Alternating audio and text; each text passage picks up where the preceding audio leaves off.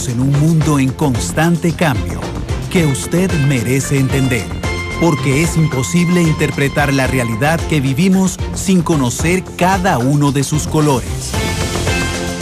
Porque muchos son los tonos de la actualidad. Presentamos Matices.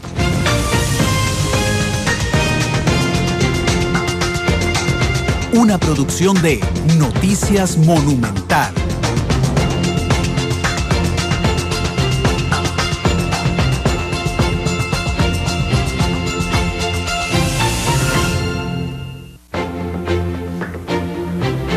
Hola, ¿qué tal? Buenas tardes, 2:09. Bienvenidos a Matices. Es un placer para nosotros estar con ustedes en esta producción de Noticias Monumental. Isel Martínez, nuestra productora. Isel, ¿cómo estás? Buenas tardes, Randall. Muy buenas tardes a toda la gente que nos está siguiendo a esta hora. Sí, como siempre, es un gusto. Si para ustedes que nos escuchan lo disfrutan, nosotros aquí en cabina lo disfrutamos al doble. Y ya estamos terminando semana con muchas noticias, Randall. Sí, hoy ha sido un día bastante noticioso. Hoy es un día histórico en lo judicial y en lo electoral en nuestro país. Porque, bueno, hoy se da la primera sentencia en la historia que tiene que ver con delitos electorales. Pudo haber sido una sentencia absolutoria o condenatoria, que igual era histórico. Era el primer caso desde la aprobación del nuevo Código Electoral en 2009, que un partido político llegaba a juicio, a un juicio penal, para ver responsabilidades penales sobre el uso de los fondos públicos como parte de la deuda política. El resultado: han sido condenados 3 exmiembros del Movimiento Libertario, altos jerarcas, uno de ellos don Ronaldo Alfaro, que era el tesorero de ese partido, porque la Fiscalía logró determinar lo que el Tribunal Supremo de Elecciones sospechaba y que los jueces de primera instancia ratificaron, de que se habían generado capacitaciones falsas para poder justificar un gasto que después se reclamó al Tribunal Supremo de Elecciones. El resultado ha sido fatídico para algunas personas.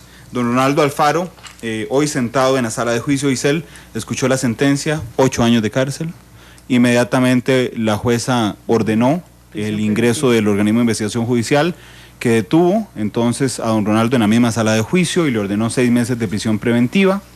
Después don Roger Segura, 5 años de cárcel. Él cuenta con un beneficio por un tema de salud que tiene que ver con poder cumplir la medida preventiva a la espera de la firmeza de la sentencia en su casa de habitación, en arresto domiciliario. Y don Carlos Solano, que era el eslabón, digamos, más abajo de todo este proceso, le dieron una sentencia de 3 años de cárcel, que se convierte en una cosa que se llama ejecución condicional de la pena, que es decirle, vea, durante 5 años usted no puede volver a delinquir, usted no puede trabajar con fondos públicos, pero lo dejamos en libertad. Eso se aplica, por cierto, Randall, si mal no estoy, también en personas que no tengan ningún historial o el expediente judicial manchado. Sí, las personas solo pueden tener una vez ese beneficio. Exactamente. Y sin ningún antecedente penal. Así es, se condena al movimiento libertario en lo civil a solidariamente cancelar 300 millones de colones por daño patrimonial y por algunas otras cosas. Sin embargo, este juicio y esta sentencia tienen muchas cosas importantes. Antes aclararle que es un juicio que tiene 2 apelaciones, tiene un recurso de apelación ante el Tribunal de Apelaciones y tiene un recurso de casación ante la Sala Tercera de la Corte.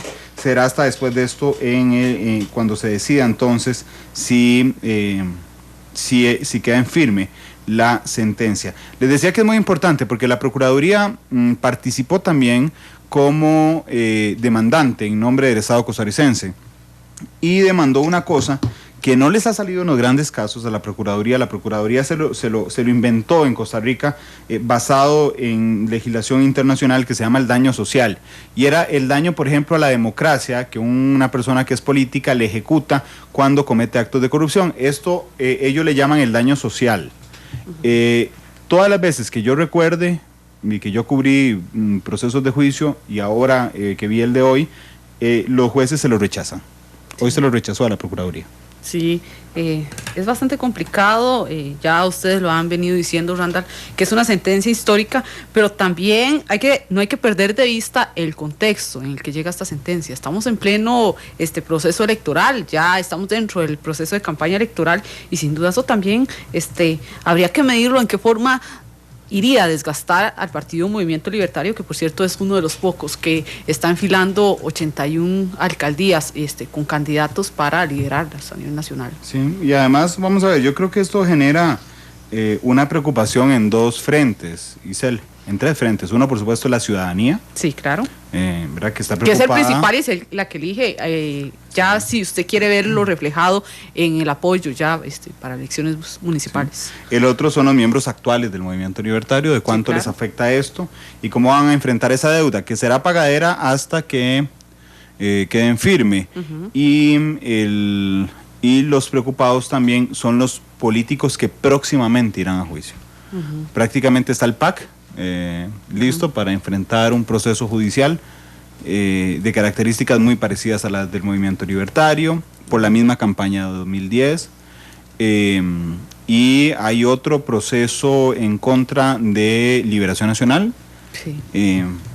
Entonces, bueno, ahí se está a la espera. Lo que pasa es que esto, digamos, demuestra también, viéndolo a lo macro, una cosa. Cuando se aprueba el Código Electoral de 2009, se eliminan o se penalizan algunas prácticas que eran comunes en partidos políticos. Y yo creo que la inexperiencia en ese Código Electoral, en el de 2009, le jugó una pésima pasada a los partidos políticos que hicieron cosas que ahora eran penalizadas, que antes eran la práctica. ¿Verdad? Y esto, porque si vemos en las del 2014... Exactamente. No pasó tanto. Exactamente, y eso evidencia, o eso también responde precisamente por qué es que este es el primer proceso que se ha dado de este tipo y por qué hay otros atrás. Sí. Exactamente, así es que este es un tema fundamental para el Estado costarricense, que es hoy la primera resolución en la historia de un tema de delitos electorales en el ámbito penal. Y que ya de por sí es un tema que ha sido muy desgastado en cuanto a debate, en cuanto a críticas, como es el financiamiento de la campaña electoral por parte del Estado, que es otro tema aparte, pero que está relacionado. Sí, en realidad es complicado, pero es muy importante, digamos, para el Estado que algún caso haya llegado a juicio con la resolución que fuera. Igual si hubiera sido absolutoria hoy, era importante y era una sentencia histórica, pero bueno. Y el otro tema, perdón, ¿tenés algún tema nacional pendiente? Porque el otro es internacional. Sí, se ha basado prácticamente la noticia del día en este tema, en realidad. Sí, y la otra es el huracán Patricia. El huracán Patricia es el huracán más fuerte en la historia de los registros meteorológicos, iba a decir de la historia de la Tierra, pero no se puede saber, pero de los registros meteorológicos, sí, voy a exagerar un poco, pero de los registros meteorológicos sí. Imagínate que para medir la fuerza, Isel, de un huracán se usa una escala que se llama Saffir-Simpson, y entonces, por ejemplo, va creciendo, primero se hace una depresión tropical, y entonces uno mide los vientos, depende de la velocidad de los vientos, se forma una onda tropical. Esa onda tropical es la que ya lleva un nombre. En este caso, esta se llamó en algún momento onda tropical Patricia. Si los vientos empiezan a subir de 70 kilómetros por hora, por ejemplo, y aquí estoy buscando la escala para decírselos exactamente, cuando empiezan a subir de 70 kilómetros por hora, entonces se convierte en huracán categoría 1. Sí. Vamos ¿A cuánto, perdón? Ya le digo, no, de 65 a 83. Cuando sube de 65 a 83 kilómetros por hora se convierte en huracán 1. Okay. Cuando los vientos alcanzan el 84 kilómetros por hora se convierte en categoría 2. Cuando se convierte en vientos de 96 kilómetros por hora se convierte en categoría 3. Cuando alcanza 114 es un huracán 4. Cuando alcanza 135 es un huracán 5. ¿Y adivinen de cuánto es este? 400 kilómetros por hora, la velocidad máxima del viento de este huracán Patricia. Sí, es impresionante, en realidad es 4 veces más fuerte que un huracán 5. Bueno, este es huracán 5 porque hasta ahí llega la escala, pero se le ha denominado superhuracán. Y el registro más parecido que tenemos en la historia es el de Filipinas del 2013, que mató a 7,000 personas cuando ingresó a las Filipinas. Hoy el huracán tocará tierra mexicana en 45 minutos aproximadamente. Se prevé que en estas 48 horas llueva el 40% de lo que llueve en un año en México. En todo el país. Sí, es impresionante. Y el ojo del huracán, de hecho eso era parte de lo que nos detallaba Giselle Cerdas hoy en la segunda emisión de Noticias Monumental. Tiene un alcance o mide 18 kilómetros. El ojo. El ojo del huracán. Sí, y es peligrosísimo porque cuando te ingresan los vientos, digamos, cuando el huracán hace el primer contacto, evidentemente no entra al ojo, sino son los primeros vientos. Cuando llega el ojo del huracán, deja llover, deja de haber vientos y deja un montón de cosas. Digamos, vos crees que el huracán pasó y entonces siendo de 18 kilómetros por hora significa que va a haber mucho tiempo entre el ingreso del ojo y la salida del ojo por ese sector. Cuando venga la segunda parte del huracán, digamos que es la de atrás dando vueltas, es complicadísimo para México. Se están sospechando que se van a desplazar hoy, se han desplazado 50,000 personas. Y eso es lo que está haciendo mucha gente en este momento, precisamente desplazándose. De Jalisco, han salido absolutamente de Jalisco, se han ido al centro de Jalisco. ¿Sabes qué pensé yo también que me da enorme lástima? Ahí hay un montón de miembros del ejército mexicano, porque ahí está el Chapo Guzmán, un poquito más abajo de Jalisco, en Sinaloa, bueno, un poquito más abajo digo yo, en el mapa es un poquito, pero es bastante más abajo, pero ahí hay miembros del ejército mexicano en una búsqueda inminente en las montañas de Durango y Sinaloa del Chapo Guzmán. Esa es una, va a haber olas de hasta 15 metros, es realmente una situación impresionante. Ahora estaba viendo a Enrique Peña Nieto tuitear, de hecho voy a revisarlo ahorita. Dice Peña Nieto: agradezco a Barack Obama su solidaridad con México en estos momentos que nos preparamos para el impacto, llama a las familias a extremar precauciones, estamos trabajando con los gobiernos estatales, dice Peña Nieto. El país enfrenta una amenaza de gran escala. De acuerdo con la última información, Patricia es el huracán más peligroso que se haya registrado. Así es. Imagínate que el Comagua, que es el centro que mide, digamos, el IMN de nosotros, le dice a la gente: procure, por favor, no dejar los carros en la carretera, porque vientos de 400 kilómetros por hora los levantan, efectivamente, y salen volando. Nadie puede estar en la calle. Si hay sótanos, que se queden en los sótanos, que apaguen la calefacción, que en México se trabaja con gas. Bueno, es realmente impresionante. Es que imagínate que alguien llegue aquí y te diga: mira, guarda el carro de verdad, amarrarlo con cadenas a los portones, porque el viento se lo lleva. Y las casas, ya usted tiene, por dicha, estos fenómenos se pueden prever con algunas horas de antelación, pero igual, y usted y sus cosas personales, su casa, su carro, exactamente, ¿cómo hace para mover eso? Y son cosas que se pierden. Por dicha, se puede prever y se pueden tomar medidas para salvaguardar la vida de la gente, pero igual son pérdidas que al final se llegan a cuantificar. Bueno, inclusive, hoy nos decía Cecilia, nuestra realizadora, que es argentina, y que en Argentina no pegan huracanes. No, ni tiembla ni hay huracanes. No, obvio, pero ¿por qué se vino para acá? Yo sé por qué se vino para acá. Pero sí había... Que es el país más feliz del mundo. Sí, exactamente. Sí, nos libran de huracanes, además, dichosamente, pero tenía razón en el sentido de que si hay un incendio, llamas a los bomberos y aplaca el incendio. Si hay una inundación, digamos, hay equipo que puede intentar, digamos, limitar la llegada de la inundación. Inclusive en un terremoto puedes hacer cosas, digamos, construcciones antisísmicas que te generen cierta seguridad a la hora de un sismo, pero en el huracán no haces nada, no puedes frenarlo, no puedes hacer nada, absolutamente nada. Y ahí lo que pasó y lo que se llevó, se llevó. Sí, y lo único que sí puedes hacer, digamos, es que cuando el huracán entra a tierra, porque es curioso también, el huracán va a atravesar México entero, sí, entra y vuelve a salir en el otro extremo del Atlántico. Cuando el huracán entra a tierra, se baja la intensidad del huracán. Entonces normalmente, por ejemplo, cuando entra un huracán 1 baja a ser tormenta tropical cuando entra a tierra, pero en este caso, de 400 kilómetros por hora, que lo bajes a 200, digamos, sigue siendo igual sigue siendo una categoría 5. ¿Sí? Sí, es realmente muy complicado. Aquí estábamos viendo los mapas de la NOAA, del Centro Nacional de Huracanes en Estados Unidos, y es impresionante el efecto que va a tener prácticamente sobre todo el territorio una proporción mexicano. Importante, imagínese, que abarcaría incluso, tomando en cuenta por extensión territorial, una porción más grande de lo que sería Costa Rica en este momento, o lo que es Costa Rica en este momento. Sí. Es que es realmente impresionante.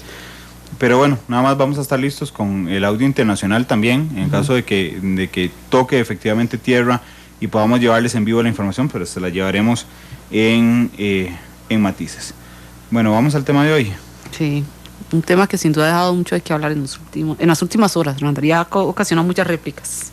Sí, sin duda alguna. Es la encuesta nacional de hogares que hizo el Instituto Nacional de Estadística y Censos, que viene a demostrar cosas muy importantes, que tiene que ver con una disminución en la pobreza general, pero es una disminución estadísticamente no muy importante, de 0.5. Sí, es no significativa. Doña Pilar. No, es más, sí. déjeme saludarla antes y entramos a conversar de una vez. Doña Pilar Ramos, coordinadora de Servicios de Información del INE, ¿cómo le va? Muy bien, Randall, un gusto estar Gracias. aquí con ustedes, con Ilse. Y es la tercera vez que está aquí doña Pilar, creo. Más o menos. Gracias. Creo que Bienvenida sí, a su casa. un gusto, ya casi la casa, sí. Cuéntenos, no es estadísticamente representativa, ¿verdad? No, esta diferencia no es estadísticamente significativa y en realidad para nosotros es que en ese sentido la pobreza se está manteniendo. Sí es importante si uno, conforme pasa el tiempo, si estas ligeras disminuciones tienden a mantenerse, entonces en un periodo, por ejemplo 5 años, podríamos ver la tendencia hacia la baja, pero este es el primer año, ¿verdad?, que nosotros estamos viendo esa disminución, aunque no significativa. Pero la disminución es 0.5. 0.5 puntos porcentuales. Ok, que ustedes lo asumen entonces, le entiendo, estadísticamente hablando, como que se estancó. Sí, la pobreza se mantiene. Ok.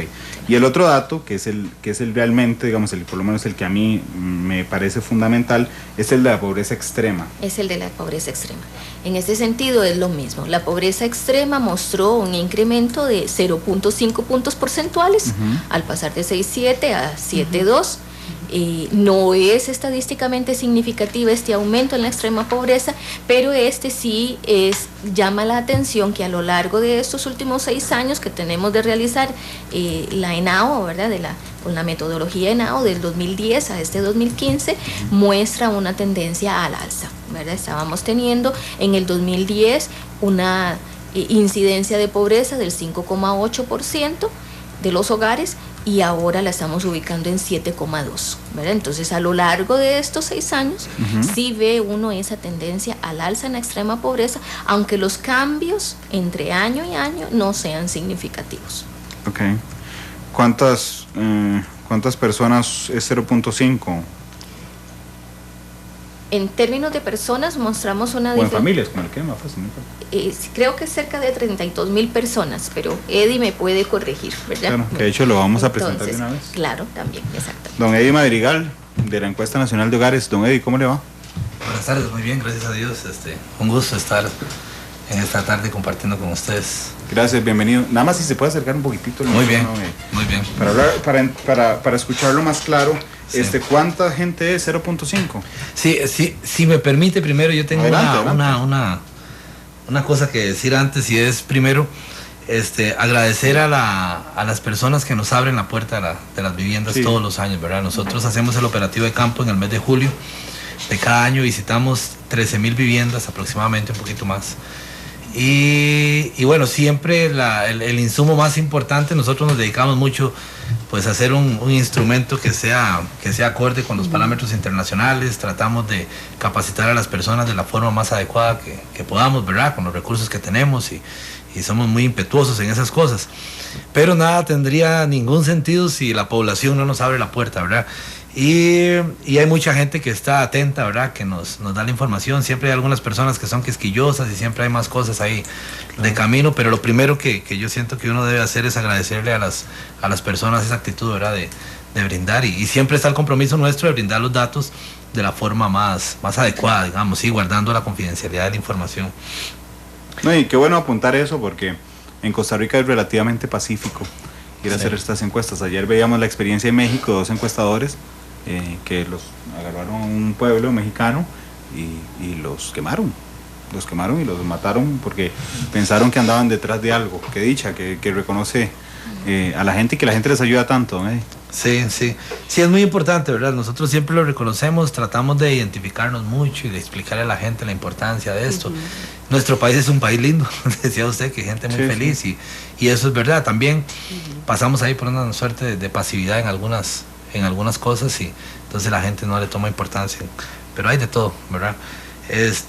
Alrededor de 24,000 personas, ese 5% de gente que incrementa la pobreza extrema. Y lo que observamos es que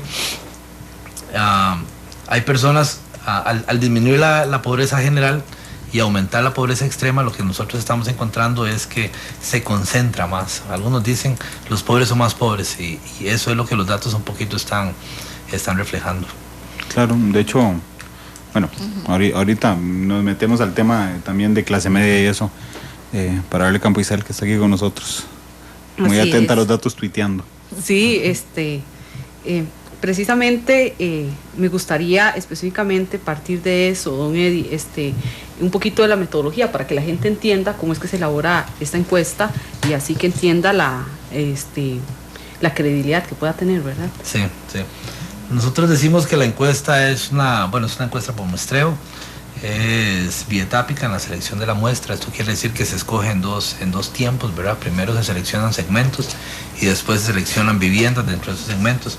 Este año una particularidad importante es que estamos utilizando 100% el marco muestral que obtuvimos a partir del censo del 2011. Entonces eso permite a la encuesta, vamos a decir, leer de una forma más certera la distribución de dónde está la gente, dónde están los campos urbanos, no urbanos, ¿verdad? Pilar puede tener más detalles de esa parte estadística. Luego nosotros vamos a 13.300 viviendas, esa es la selección de la muestra, que están distribuidas por todo el país. Realizamos la encuesta durante el mes de julio, desde el primer lunes de julio, eso procuramos, hasta el primer viernes de agosto. Y durante ese tiempo trabajamos desde las 8 de la mañana hasta las 8 de la noche, es el tiempo en el que se recoge la información, y luego ahora la levantamos por medio de instrumentos electrónicos. Y bueno, ya entra al proceso de depuración de la información y eso. La gente que nos ayuda a levantar la información regularmente son estudiantes de la Universidad Nacional. El periodo de la encuesta coincide con el periodo de vacaciones de ellos, entonces hacemos una capacitación por 15 días a los supervisores, alrededor de 100 entrevistadores, contratamos, que van por todo el país, 35 grupos de trabajo, 35 choferes. Y bueno, siendo gente estudiante, eso es una virtud, porque de gente, bueno, encontramos muchos chicos muy brillantes, ¿verdad? Pero además gente preparada para estar estudiando, porque los hacemos estudiarse un manual bastante pesado en realidad, sí, que son 15 días de capacitación realmente fuerte, ¿verdad? La capacitación es de las 8 de la mañana hasta las 4 de la tarde, ¿verdad?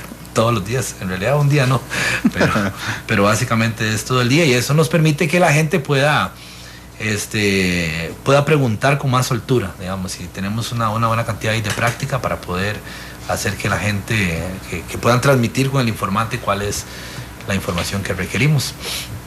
Generalmente preguntamos a una sola persona, intentamos ubicar un informante ideal, y es el que da la información de la persona.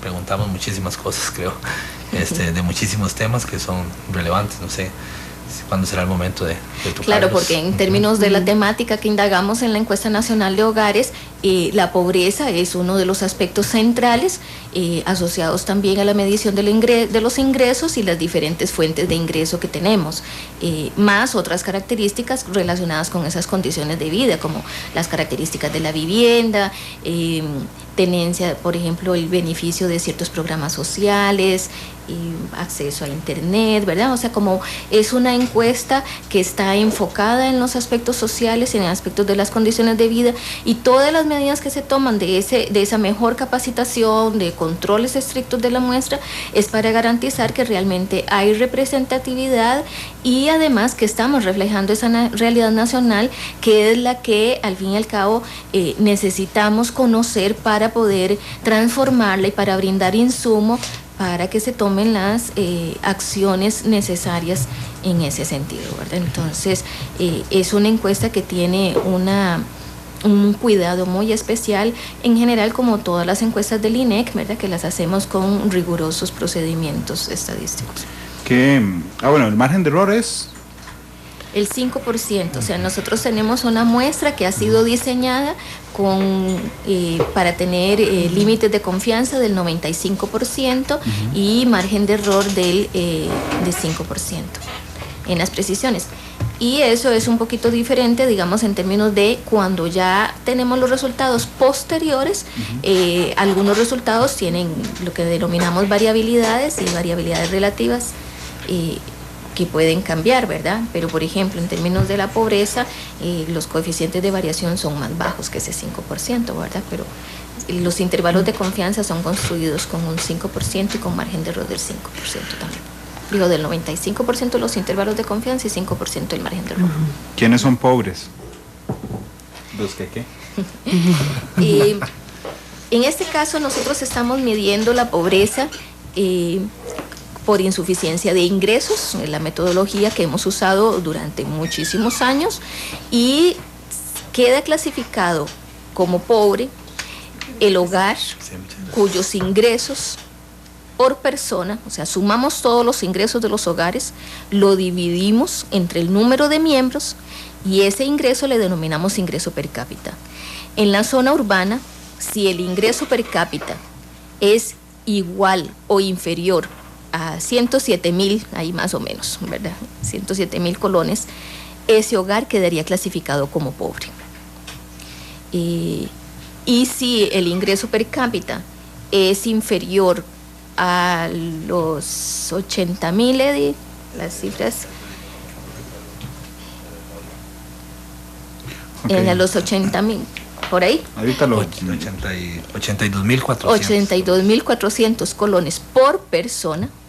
Ese hogar quedaría clasificado en extrema pobreza. Okay. Eso en área urbana. En área urbana. ¿Y recuerda los datos de lo rural? En el área rural, el límite de la extrema pobreza es 49,000. De la extrema pobreza es de 40,000, 40,600. Y el de la... vamos pobreza. a ver si confundí. Bien. Pues vamos a hacer, recapitulemos, sí. No se preocupen. Sí. La línea urbana, ajá, la línea de pobreza son 107,000 urbana. Sí, esa sí la dije. El 82,000 es la línea de pobreza rural. Ok. Ya. Sí. Las pobrezas extremas, las líneas es 49,000 la urbana y 40,600 la rural. Okay. Gracias. Ok, entonces, vamos a ver, aumentó la cantidad de gente, de personas en pobreza extrema, que si viven en zonas urbanas tienen un ingreso inferior por mes per cápita de 49,000 colones y en las rurales inferior per cápita de 40,600 mensuales. Eso significa que puede haber una familia de 4 miembros, ¿verdad? Digamos, papá, mamá y 2 hijos, o normalmente, como está reflejado en esta encuesta, mamá, 3 hijos, ¿verdad? O mamá, 4 hijos.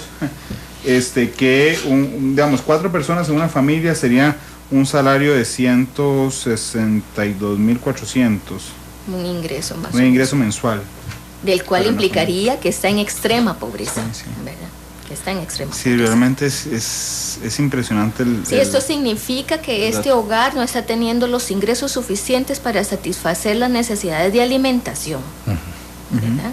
No tiene para satisfacer y con frecuencia, entonces, en ese sentido, es un hogar que bajo esta metodología podría clasificarse en la indigencia porque no tiene los ingresos suficientes para poder comer, satisfaciendo las necesidades calóricas básicas, ¿verdad? De poder funcionar. De hecho, déjenme presentarles una cápsula de las que preparó Isel, hablando precisamente sobre estos temas. Si bien es cierto, con excepción de algunas regiones del país en donde la reducción de la pobreza es significativa. La encuesta nacional de hogares evidencia que hay cerca de 105,000 hogares en pobreza extrema, es decir, un 7.5%. La cifra es el nivel más alto en los últimos 6 años. En este caso se atribuye el término de pobreza extrema cuando las familias no les alcanzan los ingresos para cubrir las necesidades básicas para vivir, como salud, estudio y alimentación.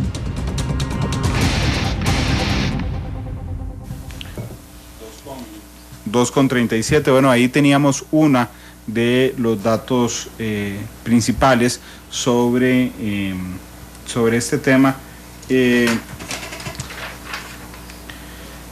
Don Eddie, el hecho de que sea sostenido el incremento en la gente, en las personas en extrema pobreza, digamos, doña Pilar decía al inicio, es que no podemos decir que la disminución en la pobreza sea una tendencia porque solo tenemos un año y no 5 o 6, pero en el caso del aumento sí tiene 6 años, es decir, si logramos ya en la extrema pobreza, sí, vemos ya una tendencia, don Eddie, estadísticamente hablando. Sí, lo que encontramos es que en realidad el ingreso de los hogares crece muy poco. De hecho, si vemos el ingreso total del hogar, encontramos una disminución, ¿verdad?, del ingreso. Lo que pasa es que como los hogares están conformados por menos miembros, entonces al encontrar ese ingreso per cápita, aumenta el ingreso por persona en los hogares. Pero lo que nosotros encontramos es que el crecimiento de las líneas de pobreza es idéntico prácticamente al crecimiento de la inflación, con un pequeñito rezago. Y eso es lo que nos va generando esa tendencia en el lado de la pobreza que no cambie. Y en el lado de la pobreza extrema es que los hogares se van separando. Ahí en los indicadores de brecha que calculamos, que es lo que logra evidenciar esa lejanía que tiene el promedio de ingreso de los hogares pobres a alcanzar esa línea de pobreza. Uno podría mezclar alguna de esas cosas con el comportamiento del empleo, ¿verdad? Y hay un claro esfuerzo de parte de la política pública por ofrecer subsidios estatales y esto, y uno cuando intenta entender la forma como se distribuye según el ingreso de los hogares, uno encuentra que la política en general está bien distribuida, el ingreso, los subsidios están bien distribuidos y eso, pero sencillamente no alcanza, ¿verdad? Sencillamente no es suficiente. Estamos ahí a un dadito así, sin lograr avanzar mayor que el crecimiento de los precios. Y ahora que los precios no crecen, entonces evidencia más que también los ingresos, o más bien que tampoco, los ingresos tampoco crecen. Ese es como el resultado que uno encuentra. Uno encuentra un comportamiento un poquito diferente entre las regiones, ¿verdad? La muestra nos dice que la región Chorotega tiene una mejor condición en este año, ¿verdad? Seguramente un poco influenciado por el cambio en el marco y algunas otras cosas, pero lo cierto es que se encuentra un crecimiento un poquito mejor, y uno ve los otros indicadores del crecimiento del ingreso por ramas de actividad y la tasa de desempleo, y también hay algunas regiones, la Pacífico, me parece que también es una región que muestra un crecimiento bueno, digamos. Pero el general y el de la región central, que es el que lleva el mayor peso, no se ve un cambio importante, y eso es lo que ocasiona que estemos estacionados. O sea, haciendo que la región central abarca casi el 60% de la población del país, y tiene una pobreza, es la más baja del país, con una pobreza del 17%, no mostró cambios respecto al año anterior, y la pobreza extrema también es una pobreza que nos está moviendo, ¿verdad? Un nivel que nos está moviendo. Pero lo que sí es evidente también es que seguimos teniendo desigualdades o heterogeneidades muy importantes dentro de las regiones, ¿verdad? La Chorotega, que en el pasado también fue una de las regiones que tuvo pobreza alta, ya ha mejorado sus indicadores. El año pasado ya mostró también una mejora en los indicadores, no fue la región que mostró la pobreza más alta, pero este año con especial énfasis la disminución fue muy significativa. Se logra ver que hay un crecimiento de los ingresos en general del 22%, con mejoras en los indicadores de empleo, una mayor ocupación, un menor desempleo, y eso hace que esté redundando en una región que mostró un mejor desempeño. Pero la otra región que también ha mostrado ser históricamente una región golpeada por la pobreza es la región Brunca, teniendo una pobreza bastante alta, ¿verdad? Cercano al 35%, con una extrema pobreza cercana al 13%. Si las cifras no me estoy equivocando. Y esto dice, el país tiene que hacer esfuerzos, ¿verdad?, para poder mejorar las condiciones de toda su población, y que no parezca que nos estamos olvidando. Y creo que nosotros no hacemos la política, nosotros de hecho no damos el juicio de valor, lo que sí damos es el instrumento, es la estadística necesaria que dé las luces sobre estas diferencias de una extrema pobreza muy alta en la región Brunca, y bueno, y en las diferentes áreas geográficas de nuestro país. Sí, dentro de todo esto se pueden extraer datos que llaman mucho la atención centrarse en ellos. Históricamente, la región rural ha sido la que ha sido más golpeada por aspectos de desigualdad o de falta de ingresos, en contraparte con la urbana, pero en esta encuesta se evidencia completamente algo diferente, o al menos parece lo que ustedes nos están en este momento mostrando, que al menos en ingreso mejoró más o proporcionalmente mejoró más la zona rural que la zona urbana. Sí. No sé si Eddie más bien quieres comentarlo. Sí, lo que habría que comprender es que la zona rural está dispersa en el país, ¿verdad? En la zona urbana lo que hace es concentrar los cascos de las regiones, ¿verdad? Y sí, uno lo que ve es que la diferencia, por supuesto que las regiones, a excepción igual de siguen siendo las regiones más pobres del país. Sí, Eso era lo que... Sí, el tema es que hay que verlas como complementarias porque una está dentro de la otra.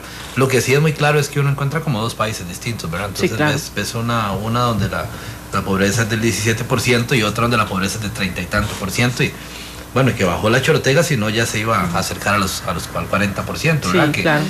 Que son números alarmantes realmente, ¿verdad? Una proporción de gente muy, muy importante. Pero sí la tendencia no se logra revertir, ¿verdad? Es muy difícil, lo que se entiende es que es muy difícil para la política pública atender ese lugar disperso. Habría que pensar que tenemos un país pequeñito, ¿verdad? Y Ugarte fuera un país más grande, pero lo cierto es que para ir a buscar esas familias en las regiones alejadas, tienes que recorrer mucho terreno para encontrarte una por aquí, otra por allá y otra por allá.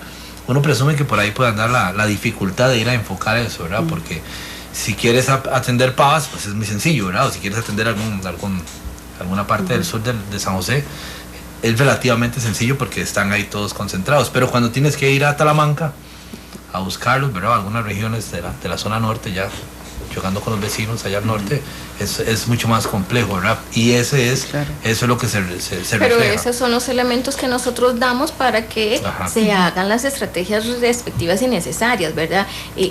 Dentro de la institucionalidad pública, para eso, ¿verdad? El país debe orientarse y utilizar la información, ¿verdad? Que en ese sentido es seguir dando las alertas, y lo daremos de cada vez que den los resultados, ¿verdad? O sea, nosotros vamos a hacer las diferencias.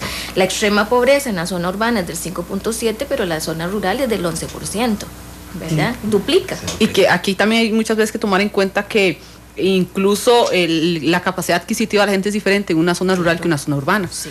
Tal vez en un pueblito yo compro más barato una bolsa de arroz que en un supermercado de la capital. Sí. Por eso es que la medición de pobreza es diferente. Correcto. Entre lo rural y lo urbano. Vamos a hacer una pausa, pero a mí me llama mucho la atención. Hace poco hice un trabajo sobre la región Brunca, sobre las mujeres pobres de la región Brunca. Y el monocultivo, por ejemplo, es una de las cosas que viene arrastrando a la pobreza, porque si usted no trabaja en la piñera, no trabaja en ningún lado. No tiene opción. Entonces, no tiene opción. Exactamente. Vamos a la pausa con una de las cápsulas informativas y regresamos después con otra de estas sobre la encuesta nacional de hogares. Según datos del Instituto Nacional de Estadística y Censos, en los hogares pobres predomina una alta cantidad de miembros, mayor proporción de menores y jefaturas femeninas.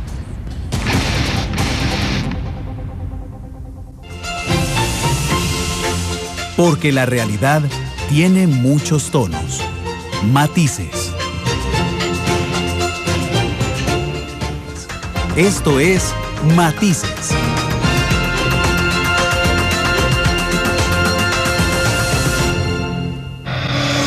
La encuesta nacional de hogares evidencia que casi una cuarta parte de la población se encuentra dentro de la línea de la pobreza, es decir, más de 317,000 hogares, lo que representa una tasa del 21.7%.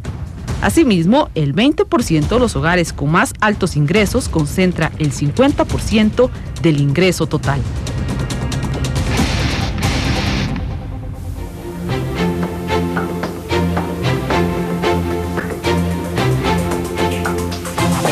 Con 52 minutos de la tarde, estamos en Matices hablando de la encuesta nacional de hogares que ha reflejado un crecimiento sostenido de la extrema pobreza y una disminución marginal. No significativa. Sí, no significativa, gracias, en la reducción de la pobreza general. También estamos muy atentos a lo que pasa en México. Faltan 2 horas, porque se le herdió el huracán. El huracán avanza a la velocidad que guste, digamos.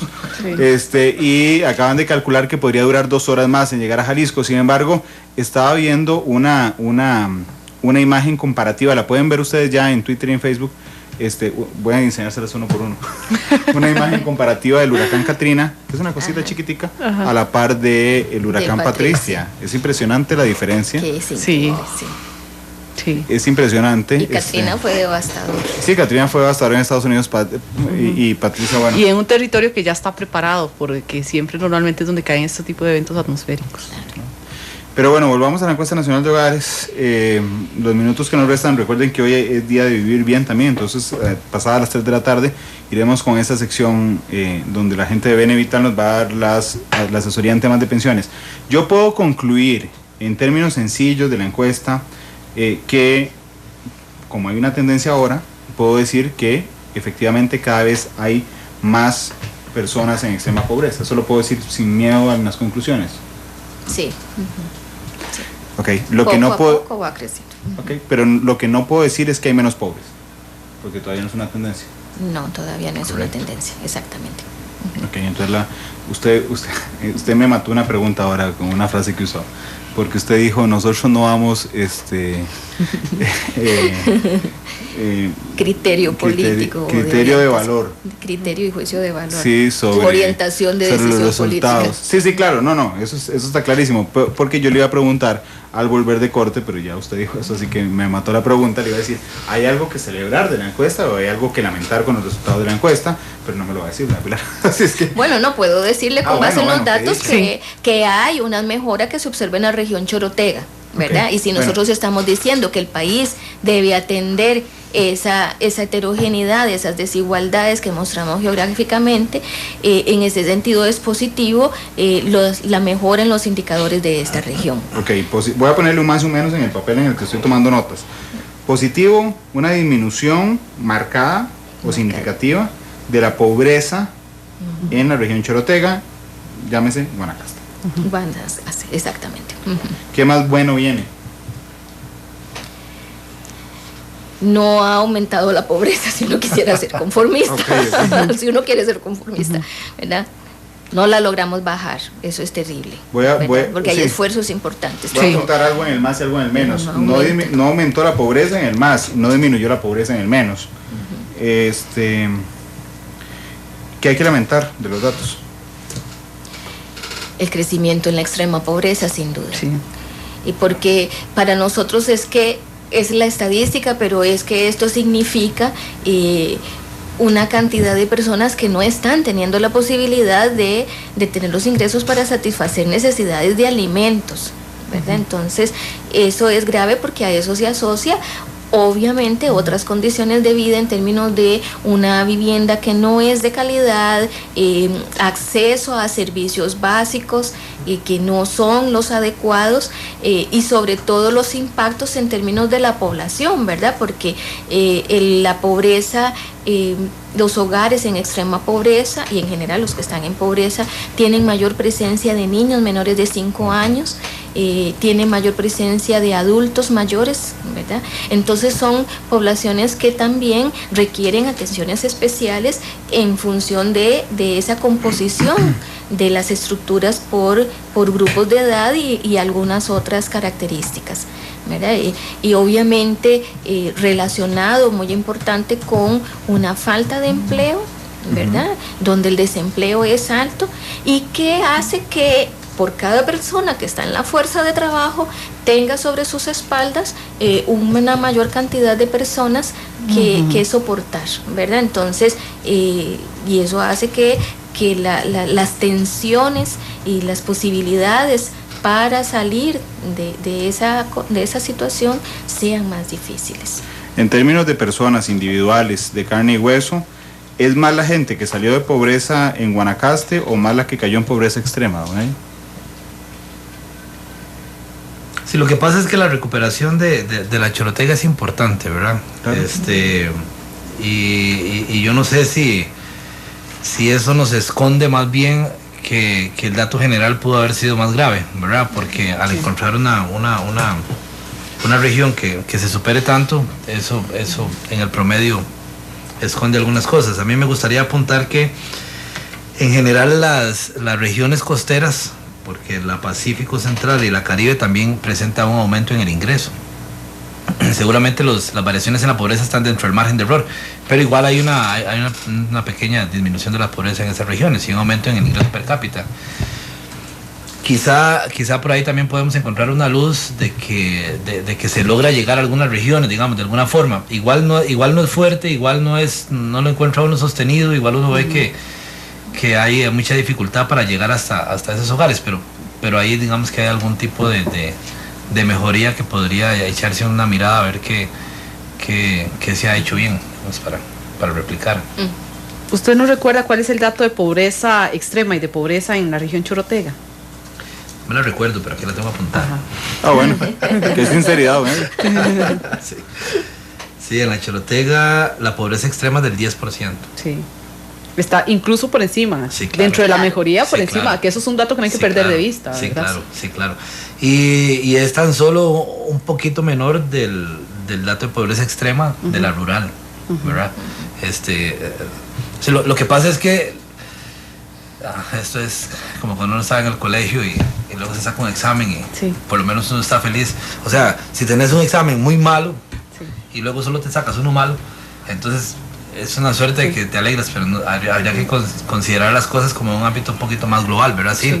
Vamos, 10% de los hogares, Pilar lo decía, ¿verdad? No tienen ingreso suficiente para comprar el valor del costo de una canasta básica, que es básica de alimentos, ¿verdad? Básica de arroz y frijoles. Sí, unos poquitos más, pero sí es básico. Sí, porque cuando uno interpreta qué es lo que lee esa canasta básica y uno empieza a escuchar conceptos como la cantidad de kilocalorías que se consumen en estado basal, que es una persona sin moverse, cuántas calorías, ese es a lo que no alcanzan, ¿verdad? Entonces es realmente una situación precaria, ¿verdad? Sí, claro. Es una situación grave y estamos hablando de un 10% de personas así, de hogares así, entonces realmente es grave. Ahora bajó 2 puntos, era más grave, ¿verdad? Claro. La pobreza extrema.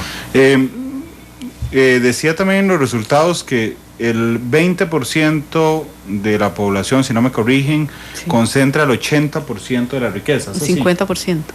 Sí, alrededor 19 veces. Entonces, nosotros en realidad decimos que el último ingreso, ¿verdad? Hacemos un corte en un valor que le decimos un quintil, el último quintil, el 5.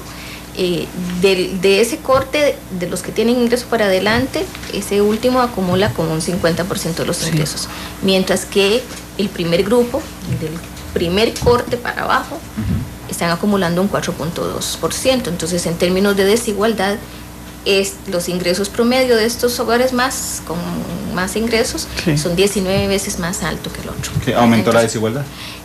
La desigualdad a nivel nacional se ha mantenido con medida con el coeficiente de Gini, que es un indicador sintético. Sin embargo, disminuye se mantiene en la zona urbana y está incrementándose en la zona rural. ¿Qué significa esto? Logramos mejorar los ingresos en las zonas rurales, ¿verdad? En general, en promedio, pero lo que sí se observa es que los crecimientos no fueron iguales entre los grupos y entonces la desigualdad creció en las zonas rurales. Pasó de 0.50 a un 0.52. ¿Está desapareciendo la clase media poco a poco? No puedo decir exactamente eso, porque desde el punto de vista de estadístico nosotros diríamos de que la clase media son los cortes de los ingresos que están en el medio, ¿verdad? Los quintiles, los hogares que están entre el corte del tercer quintil y el cuarto quintil, ¿verdad? Pero pues, para nosotros estadísticamente uno puede decirlo así, pero por supuesto que eso tiene otras connotaciones sociales, y muy de mayor complejidad, ¿verdad? Si uno quisiera medir lo que yo digo, no, de ahí la clase media siempre va a estar si tomo los quintiles de ingreso, los hogares que están en los cortes de los quintiles del medio, ¿verdad? Pero sí es otras cosas los que hay que indagar. Yo no lo diría, pero pueden haber otros estudios sociológicos más claros que podrían tener otros. Pero pienso que sí es válido evidenciar que estamos luchando como país, estamos luchando contra ese tema de la desigualdad, ¿verdad? Es decir, vemos una región caribe donde aumenta la pobreza y además aumenta la desigualdad. Entonces, es el peor de los dos mundos, ¿verdad? O sea, no se logra, se va por los dos lados, ¿verdad?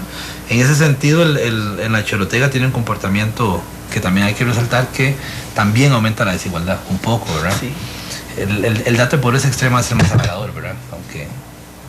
Aunque los ricos se dejan más, al menos alcanzó para que los pobres pudieran tener un poquito más. Pero históricamente, está bien que no se pueda comprobar científicamente con este estudio si ha aumentado o disminuido la clase media. Proporcionalmente sí se ha visto que al menos a hoy esta medición evidencia que la mayoría de recursos o ha crecido la cantidad de ingresos que se ubican en el primer quintil, sí, proporcionalmente. Eso sí se puede demostrar. Sí, pero, o sea, ellos sí mostraron una mejoría en los ingresos. Y mostramos también lo otro, que en términos de la composición de los ingresos, el trabajo, ¿verdad? El tener trabajo sigue siendo la fuente principal, con lo cual los hogares tienen, ¿verdad? Satisfacen sus necesidades. Esto es, cerca del 80% de los ingresos totales vienen de la fuente del trabajo. Pero sí se notó también, por ejemplo, que los ingresos por subsidios estatales, ¿verdad?, que ciertamente reflejan una capacidad de redistribución de la riqueza en el país, mostró un ligero incremento, aumentando un 9.3% en el ingreso promedio de los hogares, y si lo viéramos por persona, crecieron un 6%, un 7% casi, ¿verdad?, por persona. Entonces, eso podría ser algo positivo. No debería ser en un país, ¿verdad?, que las personas deberían tener esa capacidad de generar sus propios ingresos, pero donde vemos las dificultades que hay, un desempleo relativamente importante, al menos una forma de redistribución, que es con las transferencias, eso creció un poquito. Sí, bueno, la verdad yo no celebraría nada de los números, claro, porque eso me parece que es como ir a hacer 4 exámenes al colegio, quedarse en 3, pasar raspando 1 y celebrar por el 1 que uno pasó raspando. Creo que eso, digamos, en lo macro se refleja. Solo hay una persona que lo celebró, que yo la haya escuchado. Vamos a escucharlo, vamos a escuchar la reacción del presidente Solís ante los datos dramáticos que nos generó la encuesta nacional de hogares. Si bien es cierto, con excepción de algunas regiones del país en donde la reducción de la pobreza es significativa, los números indican básicamente un estancamiento en el crecimiento de la pobreza. Eso para mí es una gran noticia. Se ha quebrado una tendencia que venía desarrollándose desde el 2014 de pobreza creciente en Costa Rica. Esa tendencia se ha detenido y en estos momentos creemos que va a empezar a involucionar, es decir, que vamos a poder ver en los próximos meses una reducción en esa cifra que nos ha tenido tan atormentados, de más de un 20% de costarricenses viviendo en condición de pobreza. Bueno, yo ya hubiera guindado al que me sopló, se lo juro. Sí. Bueno, apartando el tema de los datos que siguen siendo preocupantes de esta encuesta, es que no es tanto de que le lleguen a soplar, es que lo analicen de previo, ¿no?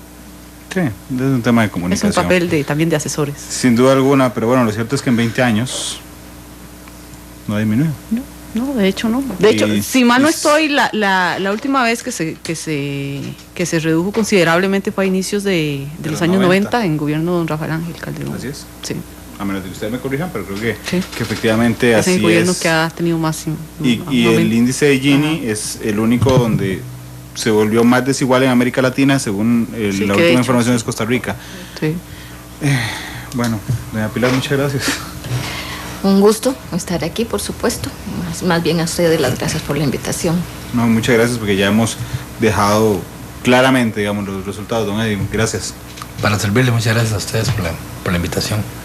Son las 3:07, vamos a la pausa nosotros, regresamos con Bene Vital, la gente de Vivir Bien, para darle la asesoría en pensiones, mientras nos vamos pensando mucho en las, otra vez, 24,000 personas. Entonces, que ya hoy no tienen para comprar la comida, para comer, y que se están muriendo de hambre, literalmente, porque tienen un consumo calórico menos al necesario. 3:07, ya volvemos.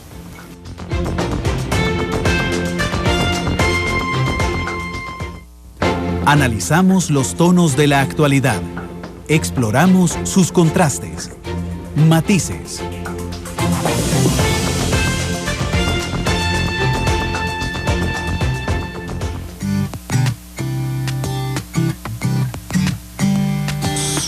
Son las 3:13 de la tarde, estamos ya en la sección de Vivir Bien.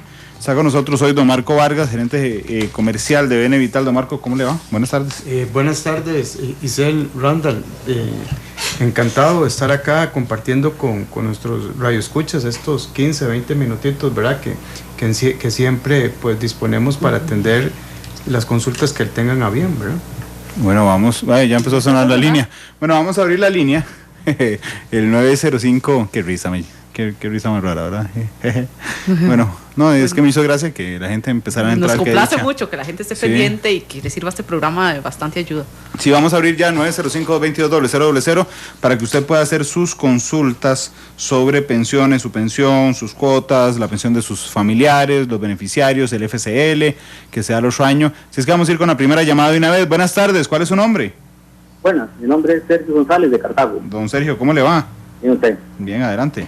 Sí, mira, con el asunto de la caja, se dice que ahora, cuando se sabe esto del problema de la caja, con el asunto de las pensiones, está muy inestable, y que uno de los factores es porque ya hay menos gente, o sea, hay muchas personas mayores que no están cotizando y que hay poca gente que no va a cotizar en un futuro.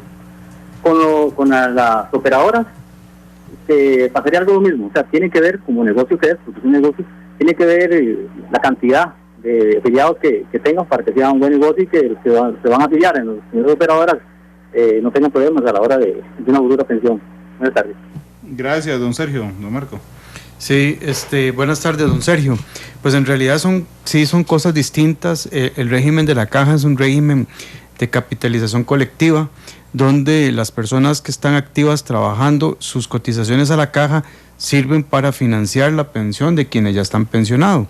Lo que se habla en el tema de la caja y la cantidad de trabajadores tiene que ver con el proceso de envejecimiento que está teniendo la población nacional. Es decir, cada vez hay más personas mayores de 65 años y también duran más tiempo la esperanza de vida. Y por otro lado, las familias han ido disminuyendo la cantidad de hijos hasta estar ahorita en menos de 2 hijos. Entonces eso lo que ha ido haciendo es que la carga para las personas activas cada vez se ha ido haciendo más grande para las personas ya pensionadas. En el caso de las operadoras de pensiones, lo que administramos son fondos de pensión de capitalización individual, donde la pensión está en función del ahorro propio de cada quien.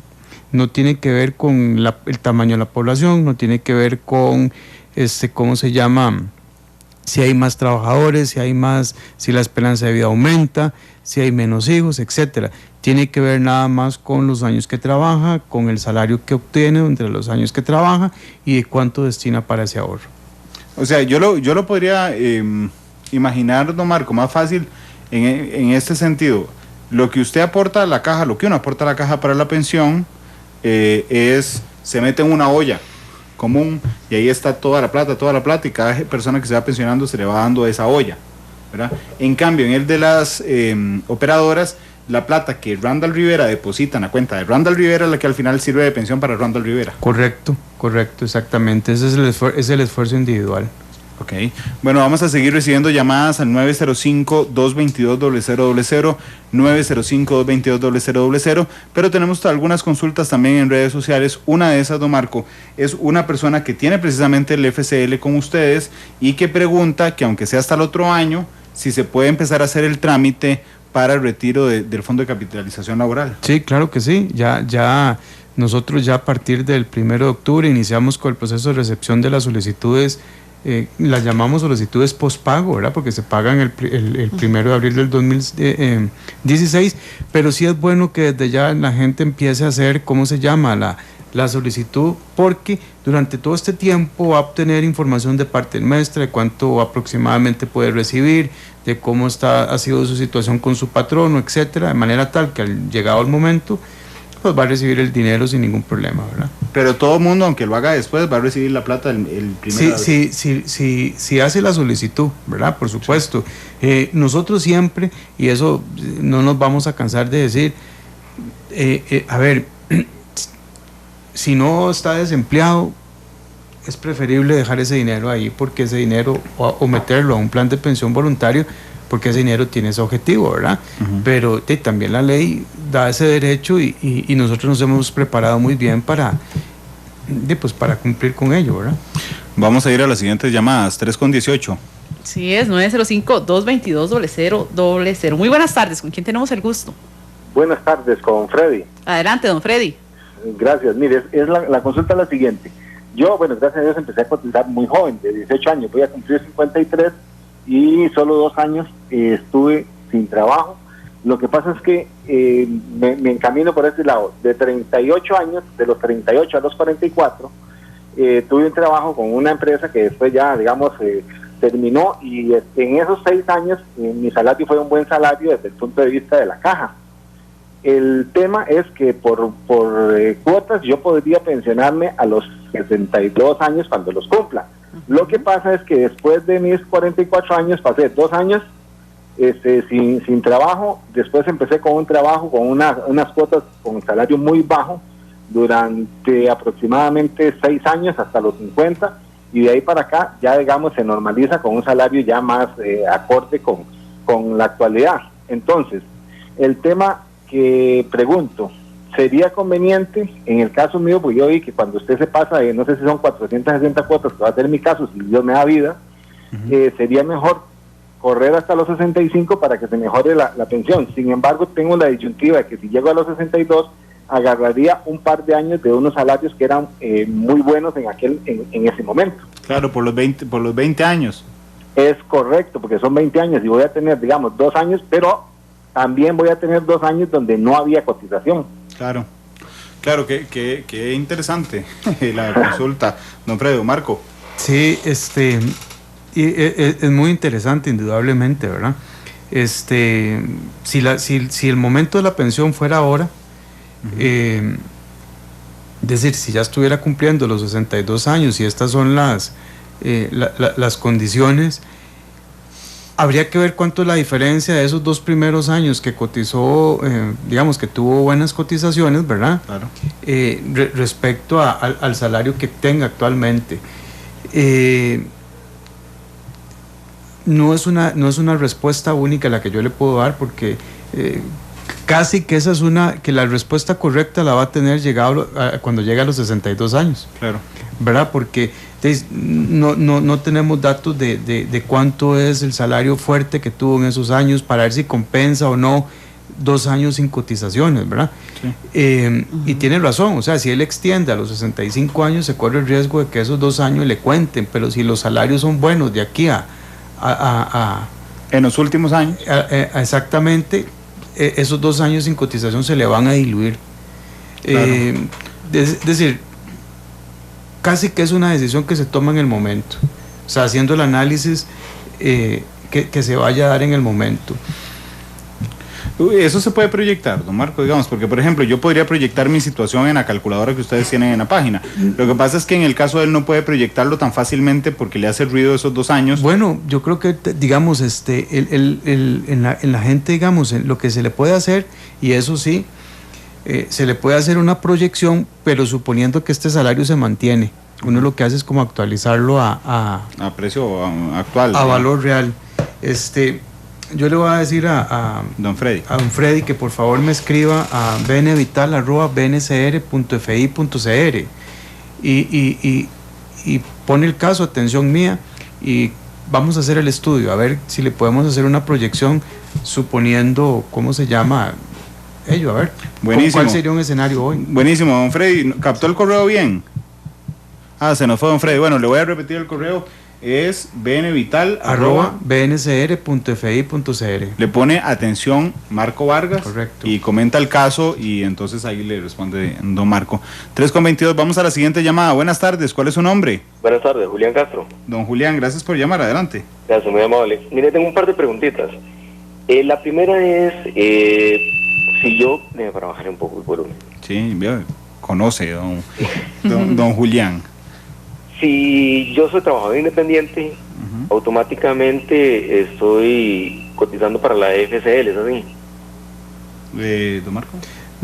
Si es trabajador independiente, automáticamente está cotizando, pero bueno, no automáticamente, sino tendría que, es decir, no estaría cotizando automáticamente no estaría cotizando ni para el IBM, ni para el ROP, ¿verdad? Ni para el FCL. Ni para el FCL. Al FCL menos, ¿verdad? Porque es el patrono, digamos. Claro. De hecho, voy a actualizar la pregunta para hacer el análisis más sencillo. Don Julián, ¿usted está asegurado voluntariamente? Es correcto. Ok, entonces usted le está aportando en este momento, asegurado voluntariamente, al régimen de pensiones de la Caja. Exactamente. Pero ni al FCL ni al ROP. Ok, solamente para lo que es la pensión, eso. Para lo que es la pensión, en este caso, el régimen de invalidez, vejez y muerte. Exacto, y si tengo patrono por aparte, estoy cotizando doblemente. ¿Qué pasa eso al final cuando ya eventualmente voy a pensionarme? O sea, todos los ingresos que le entren a ¿cómo se llama? A su nombre, en el caso del IBM, se toman como una sola cotización en el mes, pero se suman los montos. Claro. Entonces lo que hace es que le favorece el cálculo de la pensión propiamente, ¿verdad?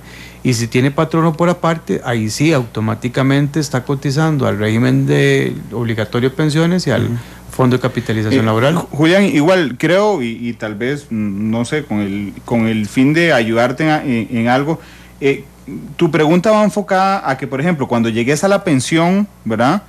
Si seguiste siendo trabajador independiente, ¿qué pasa con las otras 3 partes de la pensión? Porque solo vas a tener el IBM y te va a faltar el FCL y el ROP, ¿es así más o menos? Exacto.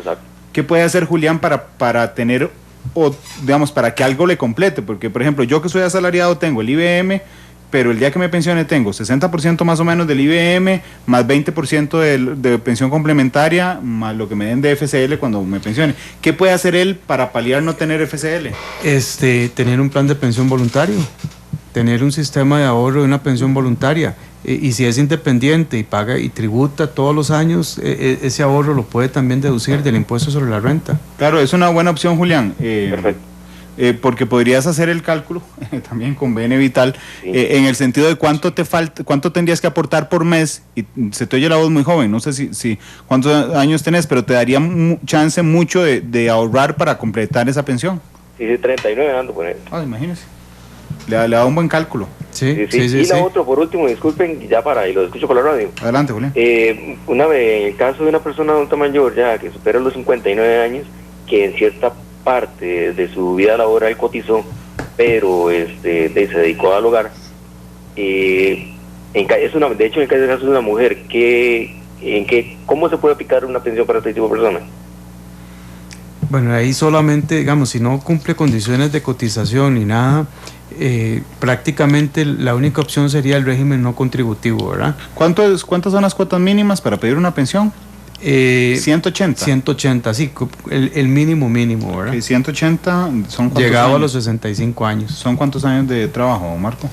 Ya le hacemos aquí yo le hago no se preocupe, yo saco la calculadora, porque no ando tan hábil en las matemáticas, y es 180 dividido en 12, ¿verdad? Para sacar los años. Casi le digo, vamos a ver si, 180 dividido en 12. 10 años y un resto. 15 años. 15 años trabajando. Si no tiene eso, sería un régimen no contributivo. Correcto. O heredar la pensión de quien mantuvo a esta persona en vida. Sí, claro, demostrando que hubo una dependencia económica. Bueno, ahí está la respuesta para Julián. Creo que nos queda espacio, Isel, para una más. Sí, bueno, lástima, porque hay bastantes llamadas en la central, pero bueno, recibimos la que sigue. Buenas tardes, ¿con quién tenemos el gusto? Hola, buenas tardes. Bueno, parece que se ha saturado un poquito la línea, pero vamos a ver si ahora sí, bueno, la perdimos. Bueno, pero yo tenía una a través de redes sociales, precisamente, don Marco, y era, si cuando uno retira el FCL el 1 de abril, le dan el 100% de lo que uno tiene en el Fondo de Capitalización Laboral. Sí, bueno, lo que se le da son vamos a ver,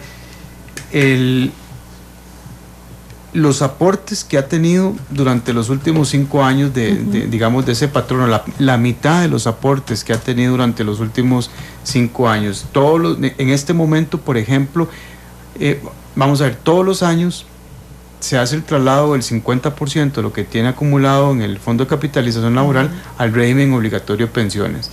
Entonces, a marzo del 2014, digamos que ahí tiene el monto completo de lo que va a recibir un año después. De marzo del 2014 a marzo del 2015, esa persona va a tener aportes. Entonces, habría que sumarle el saldo que tenía en marzo del 2014 más la mitad de todos los aportes que tuvo durante este último año. Pero cuando uno ve el estado de cuenta que le mandan las operadoras, ese es el monto.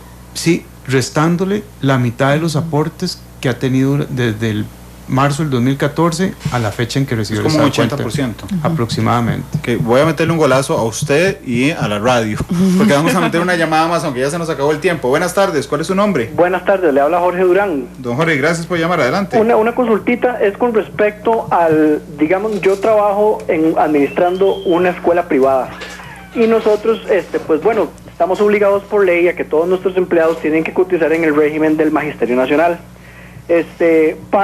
Yo, digamos, trabajé cotizando por la caja un tiempo, ahora tengo algunos años de estar cotizando con el magisterio y espero cumplir los 20 años que dice el magisterio que hay que tener con ellos para poder pensionarse.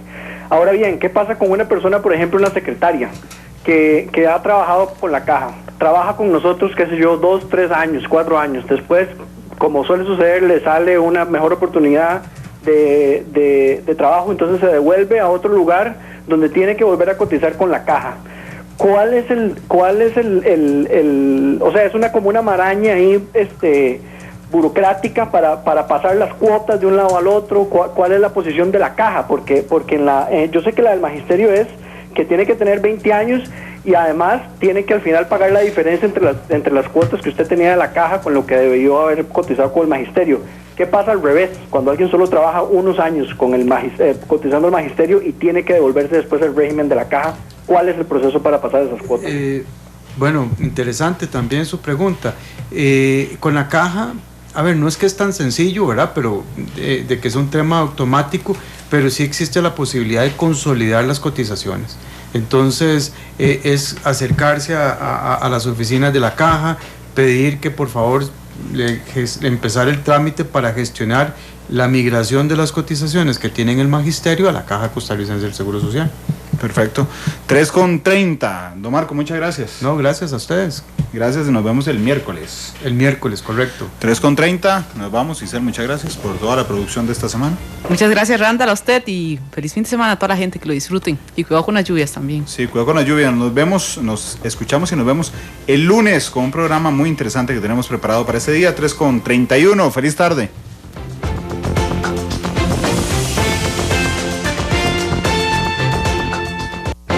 Matices, los tonos de la actualidad